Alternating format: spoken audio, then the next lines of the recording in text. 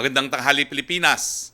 Nagbigay ng kanyang regular Monday Talk to the People address kagabi po si Presidente Rodrigo Roa Duterte sa siyudad ng Davao. Ito po yung ilan sa mga salient points. Naghahanda na ang Department of Health ng isang contingency plan para sa isang post-holiday surge. Mas mabuti ng maagap, sabi nga.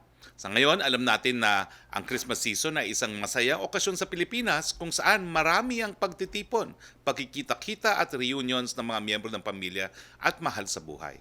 Huwag kakalimutan ng minimum health protocol ng pamahalaan sa inyong unang narinig dito sa Office of the Presidential Spokesperson, ang mask, hugas, and iwas. Inireport din kagabi ng ating vaccine czar, Secretary Carlito Galvez, na nakipag-usap na ang pamahalaan sa vaccine manufacturers na Sinovac, AstraZeneca at Pfizer. Ang pang-apat po ay yung Russian vaccine. Kung magiging matagumpay ang pag-uusap sa susunod na taon ay magkakaroon na tayo ng 60 milyon na doses of vaccine laban sa coronavirus. Meron ba hong budget at saan kukunin ng pera? May nakalaan na sapat na pondo po rito ayon kay Finance Secretary Carlos Dominguez. 73.2 billion pesos ang inilaan o ilalaan na pera ng pamahalaan sa pagbili ng bakuna. 40 billion ay magagaling sa multilateral agencies tulad ng World Bank at Asia Development Bank. 20 billion naman po ay sa domestic sources tulad ng Land Bank, Development Bank of the Philippines at Government-Owned and Controlled Corporations or GOCCs at 13.2 billion ay magagaling sa bilateral sources. Meron pa po tayong 2.5 na nakasaad sa ating pantaunan budget at meron pa tayong 10 billion na reserve galing po sa 2020 budget. Ang cost ng COVID-19 vaccine, dagdag ni Secretary Dominguez, ay nasa $25 or 1,200 bawat tao. Saan aabot ang 73.2 billion? Sa 60 milyong Pilipino. Sapat na para magkaroon ng herd community o herd immunity na tinatawag. Ito naman po ang vaccine distribution strategy ayon kay Vaccine SARS Secretary Carlito Galvez. Bibigyan prioridad siyempre po ang COVID-19 hotspots gaya ng Metro Manila, Cebu, Davao, Bacolod at iba pang mga lugar. From geographical maging sektoral, mula sa mga nasabing lugar ay tatargetin ng mga mahihirap, yung mga 4Ps beneficiaries na nandiyan na po ang listahan, mga indigents at vulnerable sectors, health workers, ang militar at kapulisan at iba pang mga frontliners. Inaprubahan din kagabi ng Pangulo ang pag-release ng pangalawang 1.5 billion augmentation funds para sa mga lokal na pamahalaan na tinamaan ng bagyong Ulysses. Meron pa po ito, bukod pa po ito sa standby augmentation na 500 million bawat isa para makover ang incremental augmentation ng calamity funds ng LGUs na nakaapektuhan ng mga bagyong Quinta at Rolly at bagyong Ulysses. Makikita sa slide na ito ang comparative damages and affected population ng mga bagyong Quinta, Rolly at Ulysses. Makikita po natin ang cost of damages ng Quinta and Rolly ay 22 billion 97,811,179 na nakaapekto sa 3,225,525 individuals. Sa Typhoon Ulysses naman po, ang danyos ay 12,904,933,650.28 na nakaapekto sa 3,997,034 individuals. No, ito na po yung mga nabigyan ng naunang 1.5 billion pesos, karamihan po sa Bicolandia at saka sa Calabarzon. Kasama na rin po dyan ang Masbate, Romblon, Palawan, at saka ang Camarines Norte. Samantala, yung pinirmahan po kahapon ng Presidente na pangalawang 1.5 billion para sa lokal na pamahalaan, kasama na po dyan yung mga nasa Central Luzon, gaya ng Bulacan, at saka yung mga nasa Region 2, gaya ng Cagayan, Isabela. Nabigyan po din ang Pampanga, Nueva Ecija, Camarines Sur, Quezon, Albay, Rizal, Quirino, Laguna, Camarines Norte, Pangasinan, Nueva Vizcaya, Tarlac, Aurora, Cavite, Ilocos Norte, Quezon, Batangas, Sorsogon, Marikina, Manila, Bataan at Masbate. Taliwas sa mga sinasabi ng kritiko sa panahon ng kalamidad at sakuna, walang pinipili at hindi namumulitika ang Administrasyong Duterte. Maliwanag pa sa sikat ng araw, lahat ay pantay-pantay, lahat mabibigyan, kaalyado man o hindi, bumoto man o hindi. Binasa rin ng Presidente mga pangalan ng ilan na nasibak mula sa hanay ng BIR. Nasa 300 na po ang mga opisyal at empleyado ng pamahalaan ang natanggal sa serbisyo dahil sa kanilang mga illegal na gawain. Ito lang ang administrasyon kung saan ang polisiya sa mabuting pamamahala or good governments ay sibak, sibak, sibak. Kaugnay nito, nanawagan ng Pangulo sa publiko na i-report kung meron silang nalalaman na katiwalian. Sa tinatawag na petty graft, may 10,000 pisong pabuya sa tipsters. Iingatan ang inyong pagkatao at hindi makokompromiso ang inyong kaligtasan. Kanina nabanggit ko ang post-holiday season surge. Naglabas ang DOH ng isang circular 2020-0355 para siguraduhin na sa darating na holiday season ay mapapanatili natin ang minimum public health standards. Nakasaad sa circular ang ligtas, katamtaman, ang panganib at mataas ang panganib ng mga gawain ngayong Kapaskuhan. Makikita ninyo ito sa isang infographic. Isa-isa ko itong babasahin. Ang mga ligtas, pagdalo sa online masses, Noche Buena o Medianoche kasama pamilya sa loob ng tahanan, online video call sa mga pamilyang magkalayo ngayong holiday season at pamimili sa online stores. Ang katamtamang panganib, maliliit na pagtitipon sa labas o public areas, alinsunod sa physical distancing at restrictions on mass gatherings.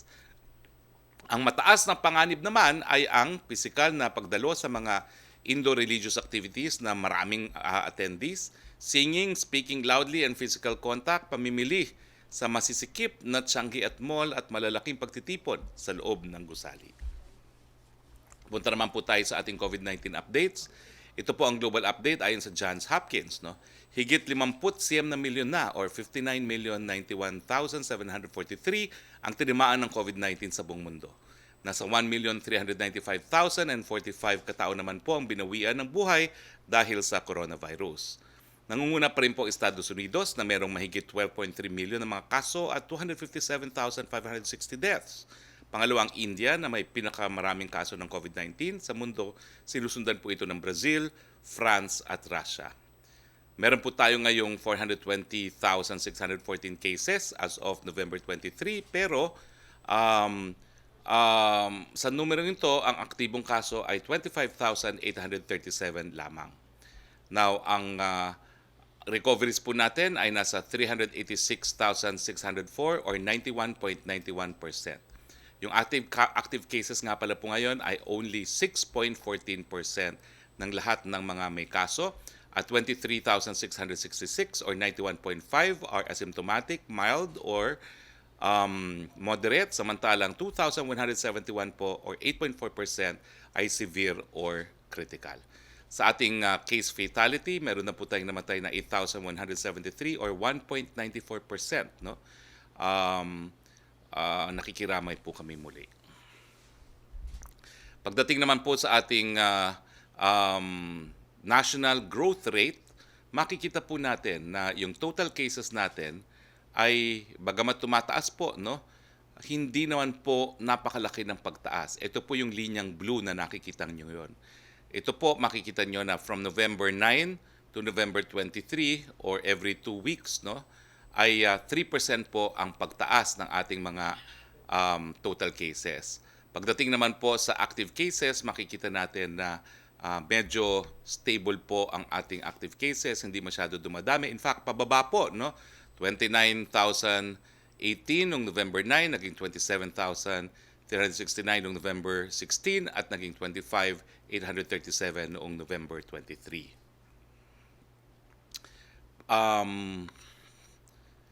Ito naman po ating health system capacity indicators. Meron po tayong mga available beds ngayon. Iba po ang format pero susundin ko na po yung ating kaugalian. Kasi ito po ay TTMFs. Ito po yung mga temporary treatment and monitoring facilities. Meron po tayong 168,897 beds para na TTMFs po. Ito po yung breakdown sa Luzon, Visayas, Mindanao. Ito po yung health system capacity indicators natin. Meron na po tayong 177 labs at nationally At ang cumulative test na po na nagawa natin, ito po matagal ko nang hindi nare-report, nasa 5,497,015 ang mga total test na nagawa na natin. Ang target po ay 10 million. So mahigit kalahati na po tayo. Ang positivity rate po natin ay 9.2% at ang 7 daily ang 7 DMA ay 31,724 or 10%. Ito po yung ating mga total bed capacity, no? Ang ginagamit lang po ay mababa pa po, no? Ang total bed capacity po natin ay 20% of ABC.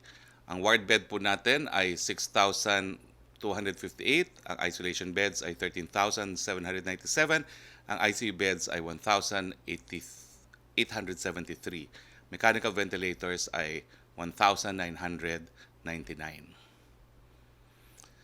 Pagdating po sa utilization, makita nyo po, mababa pa ang ating utilization. Lahat po ng ating mga kama, ward beds, isolation beds, ICU beds, mechanical ventilators ay hindi po nasa critical, hindi nga po naka-warning. No? Ang mga ginagamit po natin ay 29% lamang sa ward beds, 38% sa isolation beds, 44% sa isolation beds at 19% lang po nagagamit natin sa mechanical ventilators. Sa NCR po, 25% lang po nagagamit nating ward beds, 41% ang nagagamit nating isolation beds, 41% sa ICU at 23% po sa mechanical ventilators. Ang attack rate po natin, no, ay bumaba, no, from October 26 to November 8 na 1.74. Ang daily attack rate po natin ay 1.48. Ang ating target po ay under 1. Okay, so malapit na po tayo dyan. Patuloy po natin ang mask, hugas at iwas.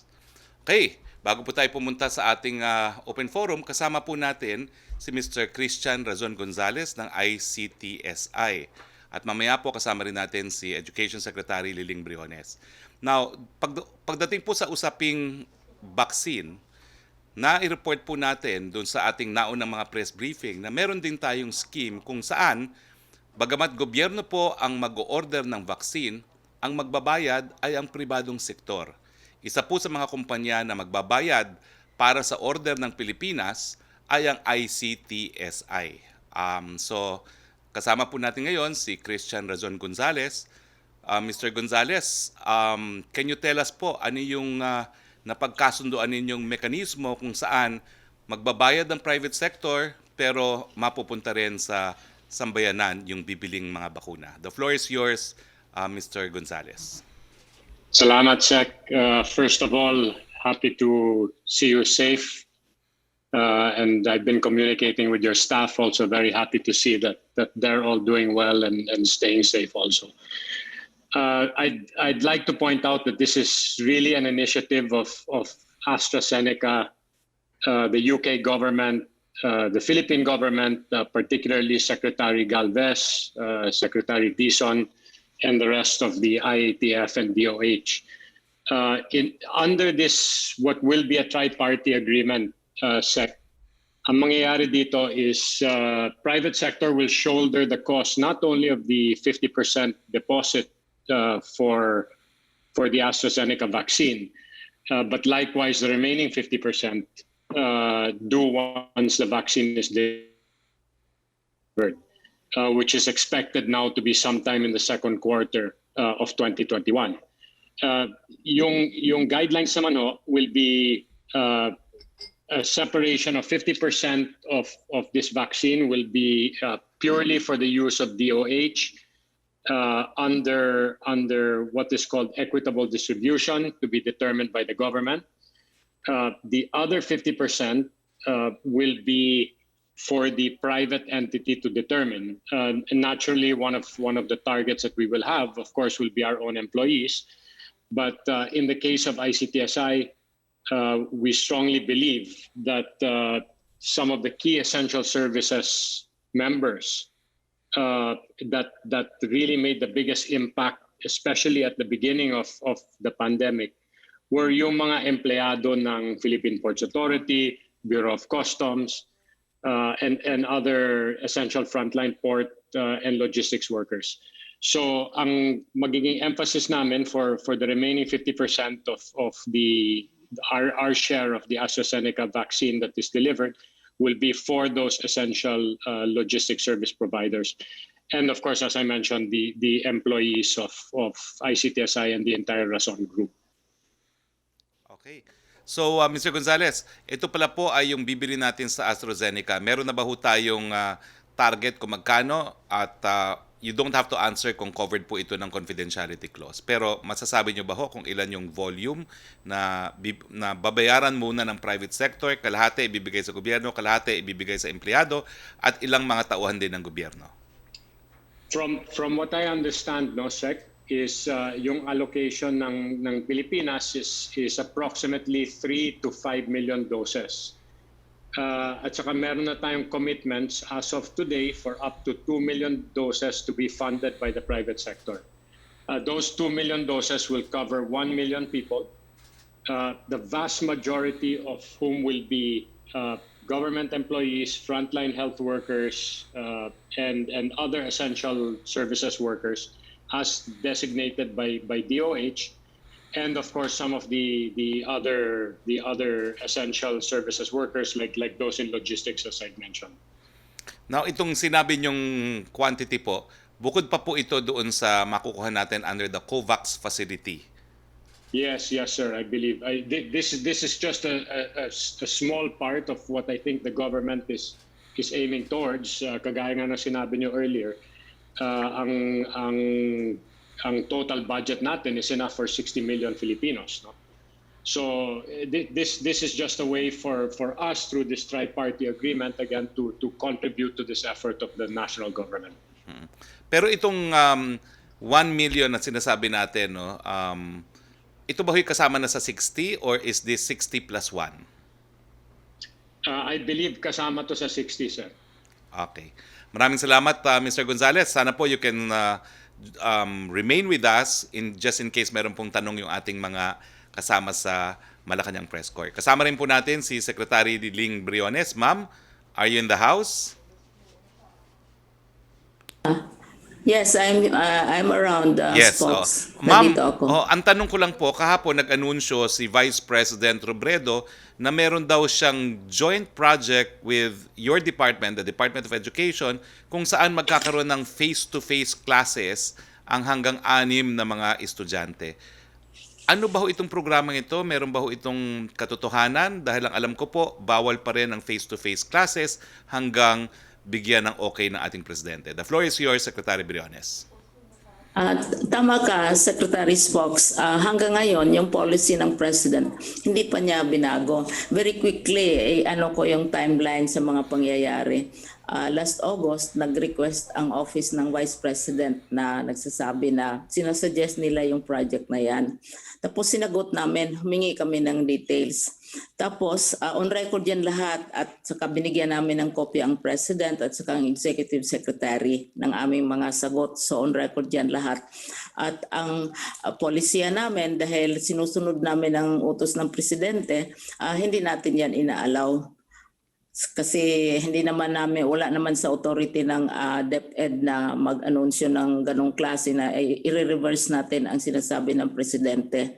Ang nangyari ay ang OVP nag-coordinate directly with the LGUs. Ang sitwasyon ngayon, Secretary Spokes, halimbawa sa Pasig, nag-coordinate sila directly with the LGU and Pasig, pero one-on-one dahil hindi naman in-approve ng ating Division Superintendent yon. Sa Caloocan naman, hindi natuloy dahil hindi din in-approve ng ating Division Superintendent dahil nga may policy nga tayo. Hindi rin in-approve ng LGU. Dumaan sila sa isang congressman. So walang program ang Caloocan. Sa Taytay Rizal naman, nakipag-ugnayan sila sa barangay pero hindi involved ang Department of Education. Kasi on record walang ganong klaseng kasunduan, walang ganong klaseng approval at nananatili pa rin ang policy ng ating Presidente na walang face-to-face sessions ang mga bata sa pagkangayon, samantalang wala pa tayong vaccine. Ayan ay still in force at sinusunod ng DepEd yan. Maraming salamat, Spokes. Thank you, Secretary Briones. Pumunta na tayo sa ating open forum. Yusek Roque? Yes, good afternoon, Secretary Roque. Tanong po mula kay Laila Salaveria ng Inquirer. Ito po tanong niya, the President said he won't release the names of congressmen allegedly receiving kickbacks from projects because he can't investigate them as they are from a different branch of government. How different is this from his release of the narco list, which included the names of judges who are members of the judiciary? Why he is now reluctant to name names? I think it's evidentiary.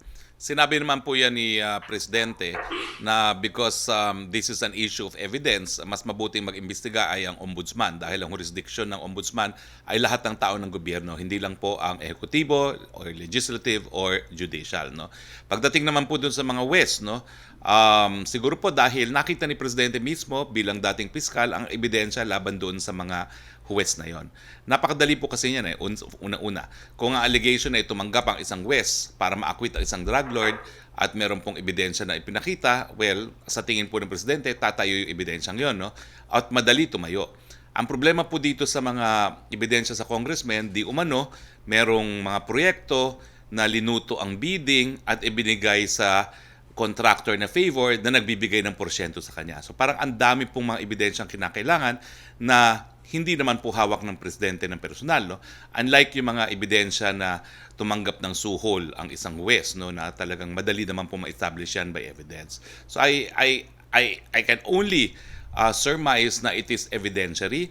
And number two, he stands by what he said, no, that this entails separation of powers. Mas mabuti na ombudsman na mag-imbestiga. Thank you, Secretary. Joyce Balancho, please. Yes, good afternoon po, Secretary Roque and kay Secretary Briones and po and to our guests. Follow up dun sa tanong po on congressmen, yung mga pangalan po ng congressmen. Some are also questioning the reasons why the President did not name them publicly. May mga nagsasabi po baka po may mga kaalyado si Pangulong Duterte dito sa listahan. That's why he refuses to name them in public. Well, hindi po. Ang tingin ko nga po, it's evidentiary. Alam ni Presidente na madali ma-establish ang korupsyon ng mga West na nag-a-acquit sa mga drug lords at mas mahirap pruebahan itong series of acts pagdating sa korupsyon di umano na sinabi ng PACC. So once po hawak na ni Pangulong Duterte yung evidence against these congressmen, will he change his mind and name them publicly? Hindi na nga po dahil sinabi na niya na isusumitan na niya yung mga pangalan sa ombudsman at ang ombudsman ang gagawa po ng investigasyon. Sir, on a different topic, si Interior Secretary Eduardo Año said that some mayors, either directly or indirectly, are involved in illegal logging and illegal mining in some areas, and possibly itong illegal operators daw po ang sumusuporta sa kanilang mga kampanya during election time. Ano po ang balak ng Pangulo sa kanya, and is he interested in naming them also in public? Well, una-una po, iniimbestigahan ngayon po yan ni Secretary Año. And depending on the final results of the investigation, po pwede pong matanggal sa pwesto yung mga mayor na yan at po pwede rin kasuhan ng kasong kriminal. May paalala kayo, sir, sa mga mayors po na sangkot dito? Well, mga mayors, no, nandyan po kayo dyan para ipatupad po ang batas, hindi para kayong lumabag ng batas. Hindi po dapat ginagamit na parang negosyo, para sa negosyo ang inyong posisyon. Nakita naman po natin ang danyos na dulot ng illegal logging at illegal mining, lalong-lalo na dyan sa probinsya ng Cagayan. You will have blood in your hands kung poprotektahan nyo po ang mga illegal miners at illegal loggers. Sir, just a very quick question po kay Secretary Briones. Pwede Yes, po? please. Secretary Briones, good afternoon po. Ang Catholic Educational Association of the Philippines is actually appealing to the Department of Education to help private schools that are severely affected by the pandemic. Ikinalulungkot po nila yung recently nagsara na po kasi itong College of Holy Spirit in Manila, and according to DepEd data, nasa 860 private schools na raw po ang not operating for school year 2020 and 2021. What help or aid can we provide to these private schools, Secretary? Ang sinasabi namin palagi ay itong mga problema sa private schools konektado sa estado ng ekonomiya. dahil bumaba yung level ng enrollment nila at saka nahihirapan silang magsweldo ng kanilang mga teachers. Konektado ito sa ekonomiya. Ngayon na unti-unti nang binubuksan ng ekonomiya, unti-unti na rin bumabalik ang mga estudyante. At saka ako bilang Secretary of Education ay talagang kinakampanya namin na bigyan ng ayuda yung mga teacher na halimbawa 10 months lang sila nagtuturo kasi sarado ang mga eskwelahan, nabigyan din sila ng ayuda na isama sila. Ito ay na-bring up na sa IATF at saka ngayon alam naman natin ang Department of Labor ang nag-handle nitong mga kaso na mga teachers na kailangan bigyan ng tulong lalo na galing sa private schools dahil wala silang trabaho dahil sarado ang mga eskwelahan. Thank you po, Secretary. Yes. Back to you, Sec. Roque. Thank you, Joyce. Back to you, Sec. Roque, please. Yes, Secretary. For Secretary Briones po, tanong mula po kay Evelyn Quiroz ng Filipino Mirror. Ito po ang tanong, Secretary Briones. The Department of Education said that it will replace self-learning modules damaged by consecutive typhoons that hit the country. This after the public outcry over the DepEd said that schools should have to solve the problem of damaged SLMS on their own. Have you found a funding source for the replacement of damaged modules, and how much will the DepEd allocate for said replacement? Ay, ang balita na yan ay taken out of context kasi wala pa yung mga bagyo. May provision na para sa supplementary learning materials for the next quarter.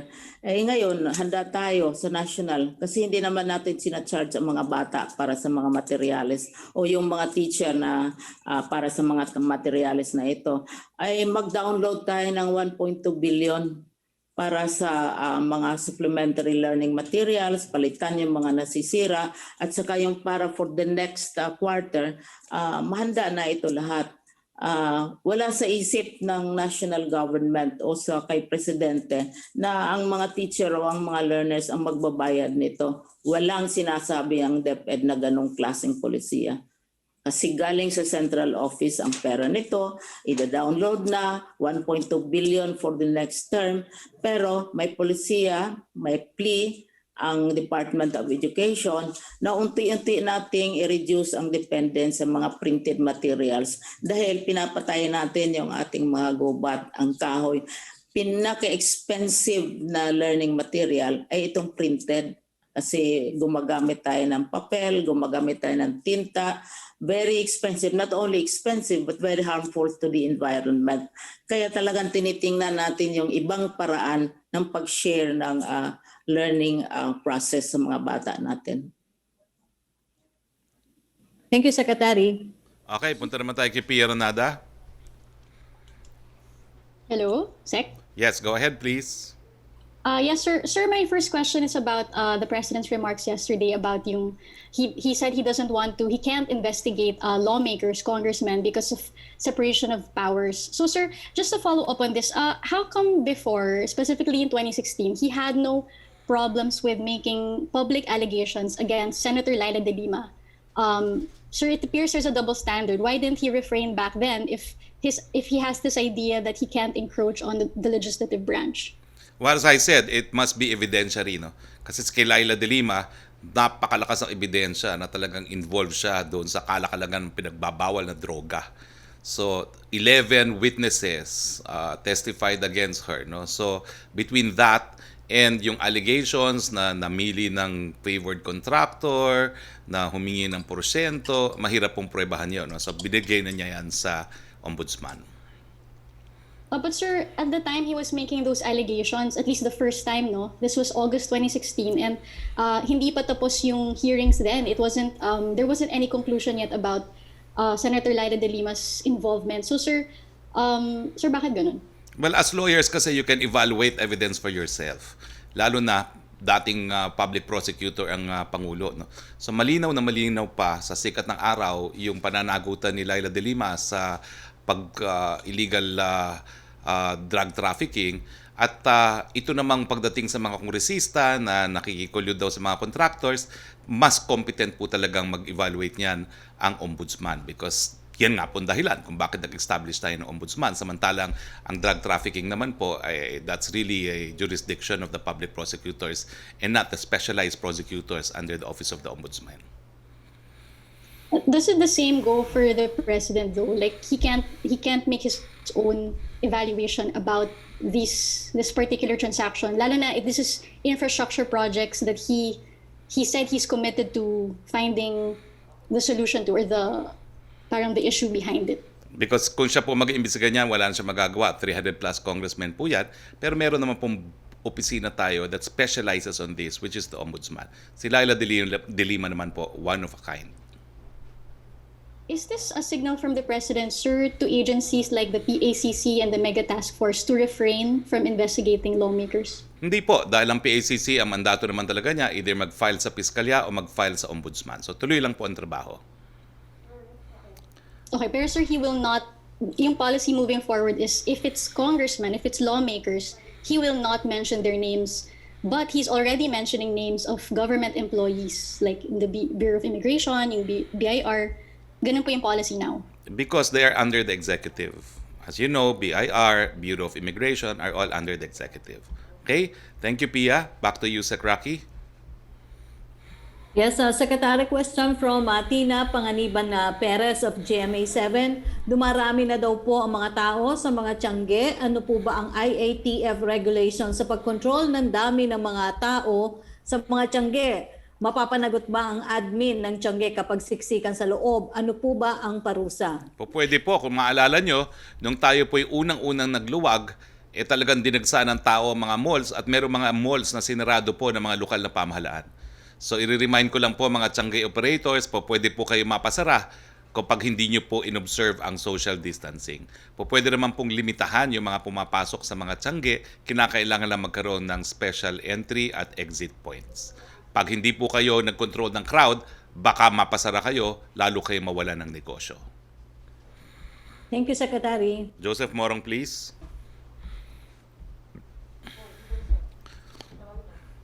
There you are. Hi, sir. Hi, sir. Ayan. Sir, kinig niya na? Yes, please. Go ahead, Joseph. Sir, sa COVID muna, no? Is it 60 million Filipinos or 60 million doses? 60 million Filipinos.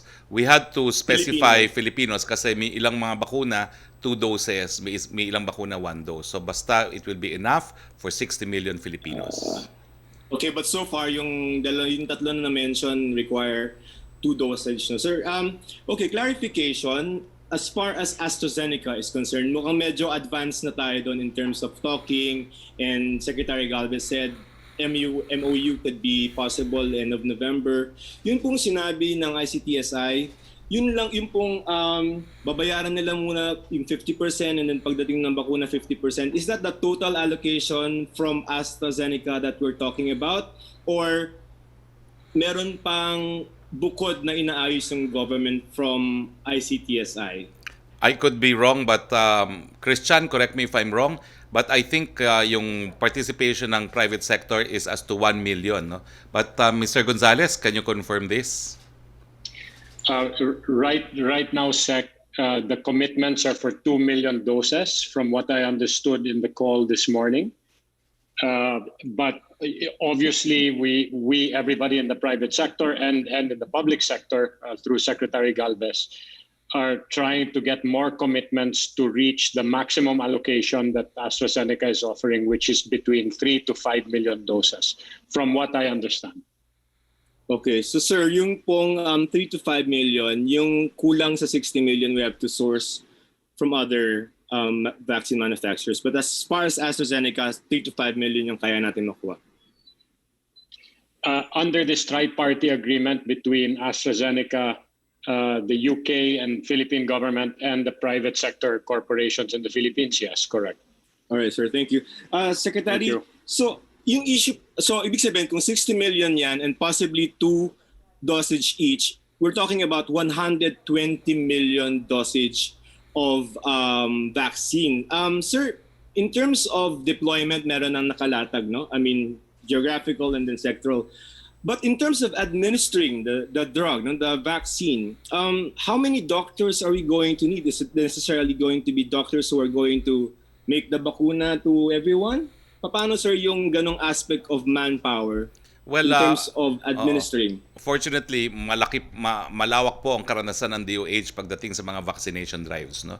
Ang alam ko po, hindi naman lahat doktor ang nag-administer niyan. Hindi nga kailangan doktor. Karamihan po nurses at kasama rin yung mga barangay health workers. Yes, sir. 73 billion pesos. These are loans. How are we going to pay that much money? Maliit lang Can po we yan. share at least yung terms of payment dun sa World Bank and ADB? 40 billion oo. yun yung biggest. Sa World Bank po, alam ko, 30 years pa nga ata yan at halos walang interest rate. No? Dahil nga po ito ay special lending facility for COVID. So halos wala pong interest rate yan at napakahaba po ng term of payment.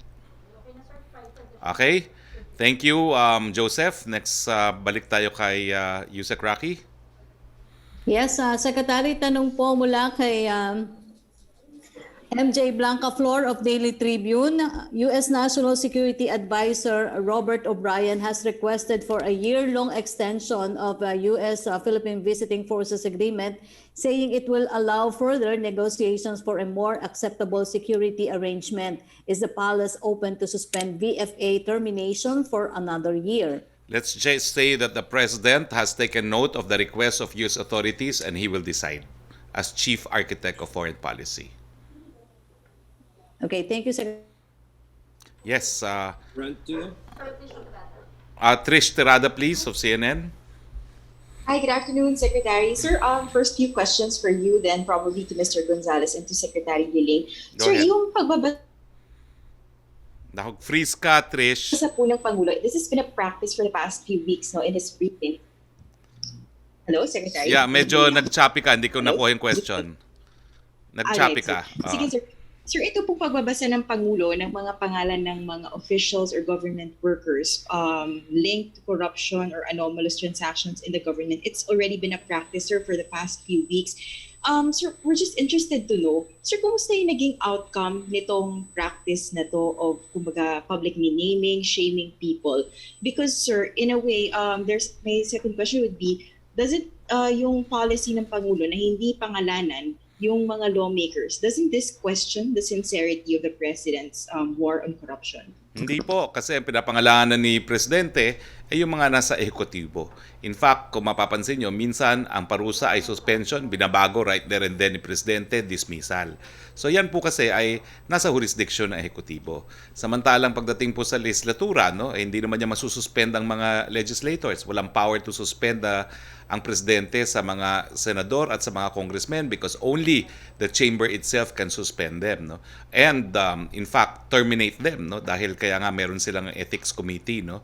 Pagdating naman sa criminal responsibility, yan nga po ay specialization naman ng ombudsman. So ganun lang po yun because we're talking of three separate branches of government.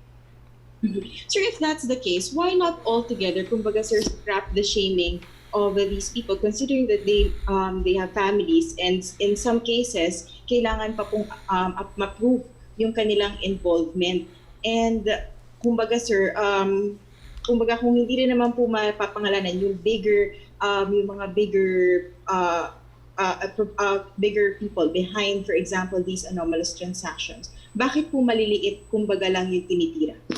Number one, hindi ko po alam kung mayroong mga malalaking tao behind them. Dahil wala naman pong ganung allegation tingin ko na ina-allege against any of the names read by the President. No? Number two, hindi lang po ito suspecha.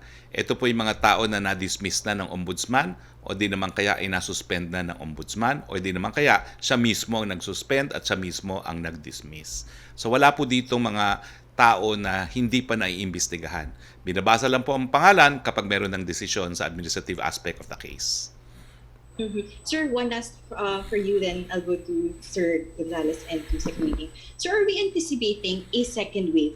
Parang kapag titignan natin yung holidays and assessing by this time yung general behavior and compliance ng mga tao, is there a likelihood of a second wave? And can we expect, for example, sir, a stricter enforcement of the law with the holidays in sight? Kumbaga, ano po yung, can you give us a picture of how things will be like come the holiday season? It's not a question for me to answer. It's for the entire Filipino nation to address. Alam natin na sabik na tayo na magdiwang dahil Pasko at pwede naman po tayo magdiwang. Basta paalalahanan natin ating mga sarili, kinakailangan abutan natin ang vaccine dahil narariyan po. At habang hindi pa po tayo nababakunahan, kahit Pasko, tayo po ay magmask, maghugas at mag-iwas. Thank you, Secretary. Sir, may please go to Mr. Gonzales. Yes, Just one please. question. Hi, good afternoon, Mr. Gonzales. Sir, can you just Good share afternoon. with us the details or maybe an overview of how far will the private sectors go in terms of pooling funds? Do you have a specific target as to how many vaccines you intend to purchase as a whole, as a group? Thanks for the question. As I understand, as mentioned earlier, we're up to a commitment of 2 million doses. This was originally spearheaded by, of course, Secretary Galvez, but also from the private sector, Presidential Advisor Joey Concepcion, and from my understanding, BDO. They were really the ones who pushed this. We just were, I guess, saling pusa after, no? So they deserve a lot of credit for this. And we're just one of the few that are really pushing it. But we're all trying to get more groups to come in to contribute. But I do understand that there is a specific limit of what AstraZeneca is able to provide the Philippines in the first stage. Obviously, as production expands, not only will you have more corporates coming in to support the government in this tri-party agreement, but also more people participating from a commercial point of view when the vaccine becomes commercially available. I think we should all remember that not only have they released very, very good findings in terms of efficacy and immunity, but this is also probably one of the cheaper vaccines on the market, which makes it very, very accessible. And also from a logistics point of view, this is probably one of the easiest to move around and very suitable for the logistical environment of the Philippines. Thank you, sir. Thank you, sir. Thanks. Secretary, I'll go to Sec Liling po. One question also. Go ahead. Secretary Liling. Ma'am? Yeah.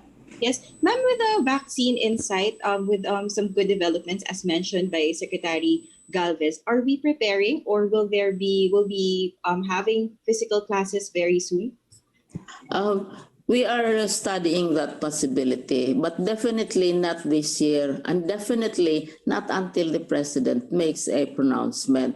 But we are preparing a report for the president on the current experience at klaro naman kung magkaroon ng face-to-face, it will be very limited to areas which are absolutely safe.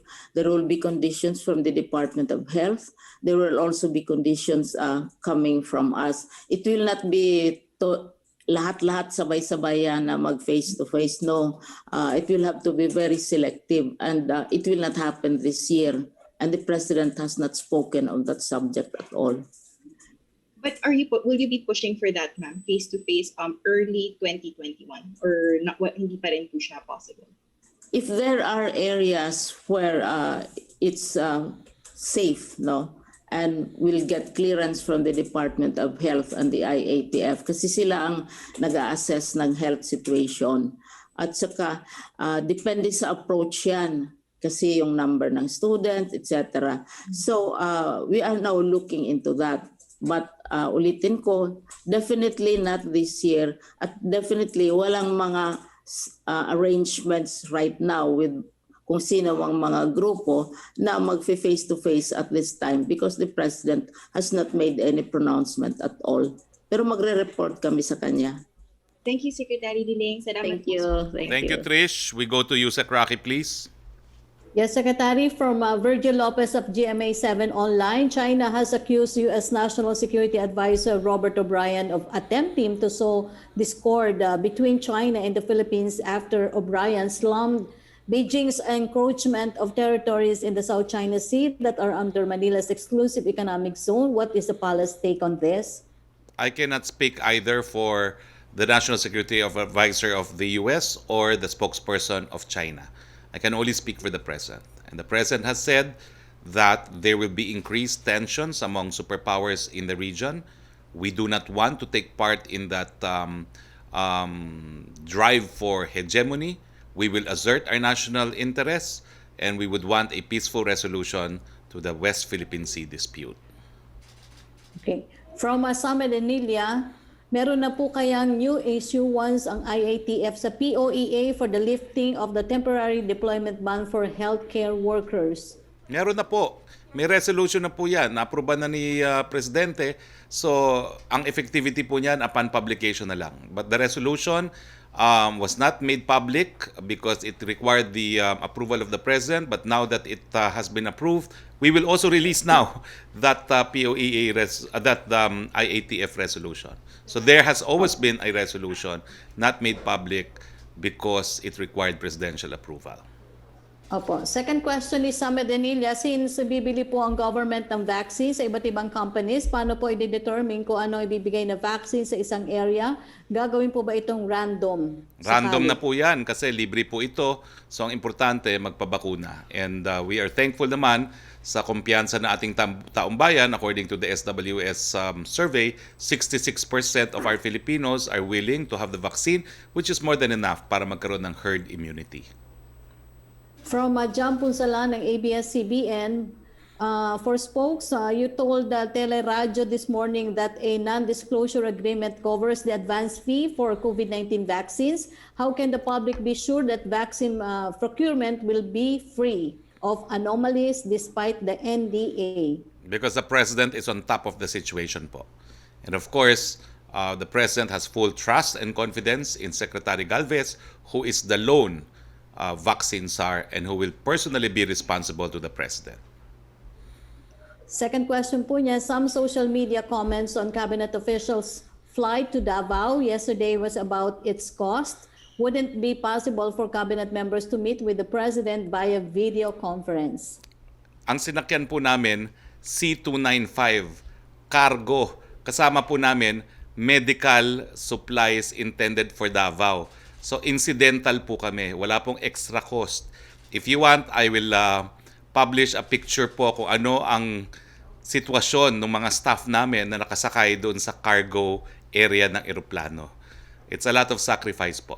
And there was no expense spent just for us. We were incidental passengers in a full cargo flight. Ang tawag po namin diyan doon sa may upuan, yan yung business class ng military cargo aircraft.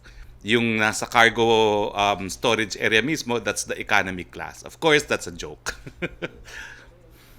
Opo. For Secretary Briones po, tanong pa rin po ni Jam Punsalan, what's the catch-up plan for students in areas that implemented class suspensions after being severely affected by typhoons? Marikina, for instance, will resume classes in January, but the first quarter is only until December 12.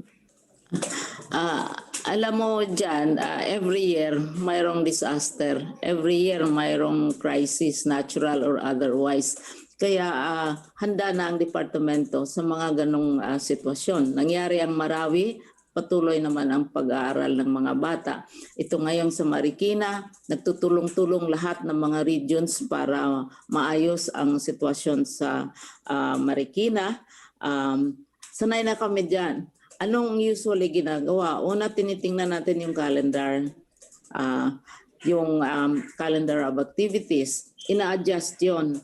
Alam naman ninyo, magdedebate ang mga parents, ang mga teachers kung mayroon bang Saturday classes, Sunday classes, extension classes para makamake up at makahabol yung mga bata.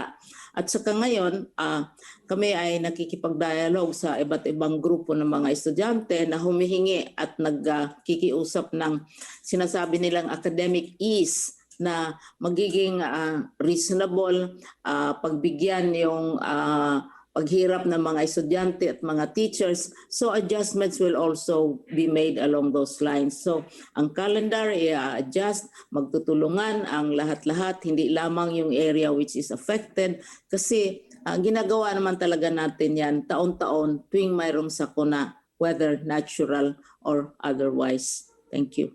Okay. Thank you, Secretary Briones. For Secretary Roque, question from Tuesday New.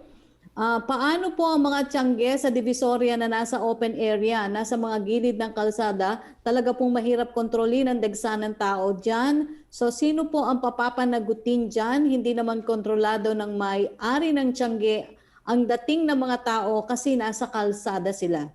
Well, yan po ay responsibilidad ng lokal na pamahalaan, pero responsibilidad na rin po natin yan because kinakailangan nga abutan natin yung libreng bakuna. So alam natin kinakailangan mamili para sa Pasko, pero ingatan naman natin mga sarili, hindi lang para sa hanap buhay, kundi para tayo magkaroon ng maligayang Pasko dahil pag kayo nagkasakit, nasa ng Merry Christmas. Opo. Tanong naman mula kay Michael Flores ng AFP, pa-clarify naman po kay Spokes nung tripartite agreement that Secretary Galvez mentioned last night. Same ba yan sa dinescribe ni Mr. Christian Gonzalez ngayon? Yes po, that's the tripartite agreement. Opo. Question from Ace Romero.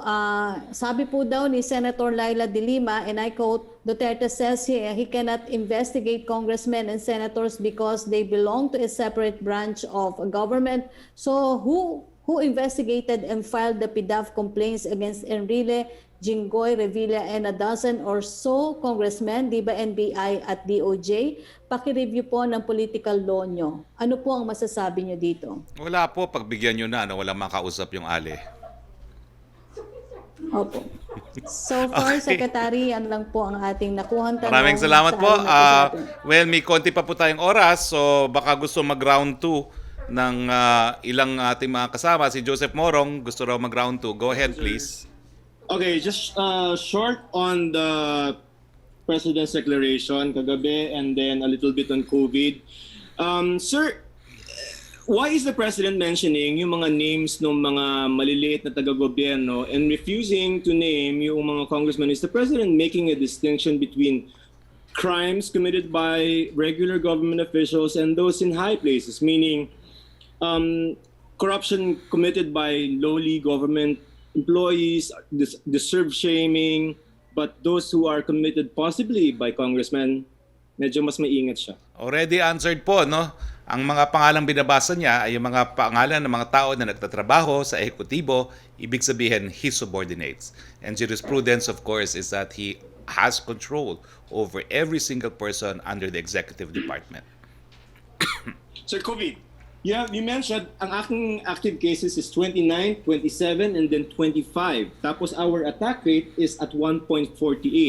What does this data show? Are we flattening the curve, and what is its effect on the next community quarantine that we'll be imposing starting December 1st? Actually, may binigay po akong slide na hindi napakita, yung pababang trend po, no?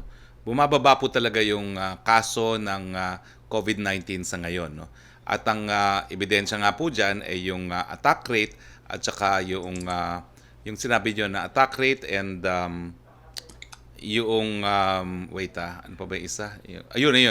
Yung total number of cases at saka yung attack rate ay bumababa po.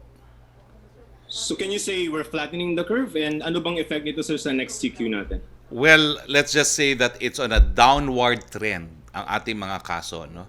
And I hope it continues. As to whether or not we have actually flattened the curve, well, mas maganda po yan kung talagang tuluyang wala na mga bago, no? Pero pababa po ng pababa because sunod-sunod na araw na po tayo, under 2,000 po ang mga bagong kaso. Okay?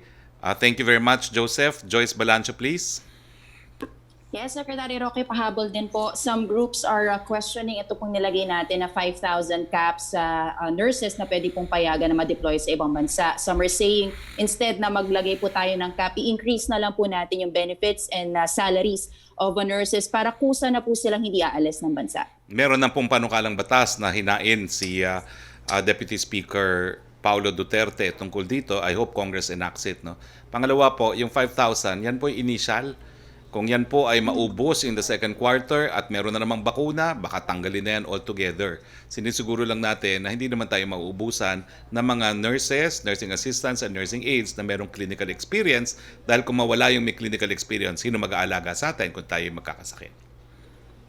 Sir, isa-certify po ba ni Pangulong Duterte as urgent measure itong bill na final po ni Congressman Colong? Well, I think it's up to Congress to act on it, no? As of now, I have no information if the President will, but I know for a fact that Secretary Bello is very supportive of this legislative initiative. Okay, si Trisha Tirada. Thank you, Joyce. Siguro last question neto. Okay, Trish Tirada.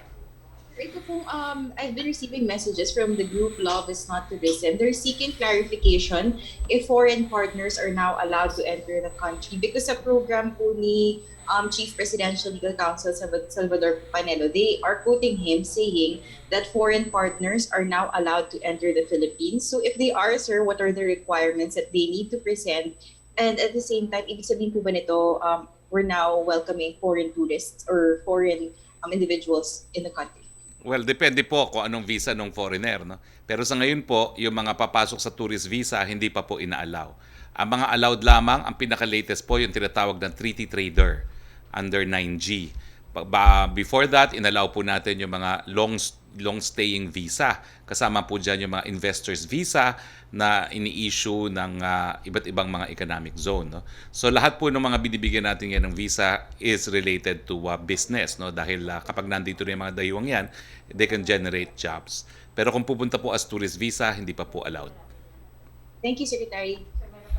Okay, last one from Pierre Renada, please. Yes, sir. Sir, just to follow up yung sinabi niyo po earlier that Senator De Lima is one of a kind. Sir, but you also said that the executive branch can continue investigating corruption by lawmakers. So, sir, can you just state for the record, in which instances can the president investigate lawmakers? Well, in offenses which are not within the primary jurisdiction of the ombudsman, such as violation of the anti-graft laws, where it entails, for instance, heinous crimes involving violations of the anti-drugs law of the country, then the executive can, of course, investigate that. Okay? Ano kasi yan kaming mga abogado, we tend to have specializations, and even fiscals, prosecutors also have specializations. Kaya meron tayong special prosecutors for anti-graft law. These are the ombudsman lawyer. Meron tayong mga specialized prosecutors for drugs. Meron tayong specialized prosecutors for trafficking. Kasi nga, the more experienced you are with the field of law, the higher the conviction rate. Okay? Yusek Roque, please. Opo, Secretary Roque, mula kay Jenaling Kabiling ng Manila Bulletin, Vice President Leni Robredo said she hopes she and President Duterte could set aside their differences to help the people. Is the President willing to do this and work with Robredo? It's her call. 2 beses siya in-appoint ni Presidente. So I don't know what initiative she has taken naman. Maybe she should start the initiative. Okay? Okay, wala na pong mga tanong. Maraming salamat po. Unang-una, maraming salamat, Sec. Leonor Briones. Thank you as usual. Maraming salamat po kay Mr. Christian Razon Gonzalez. Sir, thank you not just for joining us, but thank you also for your generosity in procuring vaccines for our people. Maraming salamat po, hindi lang sa ICTSI. Maraming salamat din po sa BDO, na gaya na sinabi nyo, at saka sa SM, at saka sa Go Negosyo ni Presidential Advisor Joey Concepcion, at iba pang mga pribadong mga kumpanya na kasapi po dito sa programang ito. Maraming salamat po sa ating mga kasamahan dito sa Malacañang Press Corps, and of course, thank you, Yusek Roque. So sa ngalan po ng ating Presidente, Rodrigo Roa Duterte, ito po ang inyong Spokesperson Roque nagsasabi, mga kababayan, ilang tulog na lang, may bakuna na. Abutan po natin ang bakuna. Samantala, mask, hugas, iwas para magkaroon ng Merry Christmas. Magandang hapon po sa inyong lahat.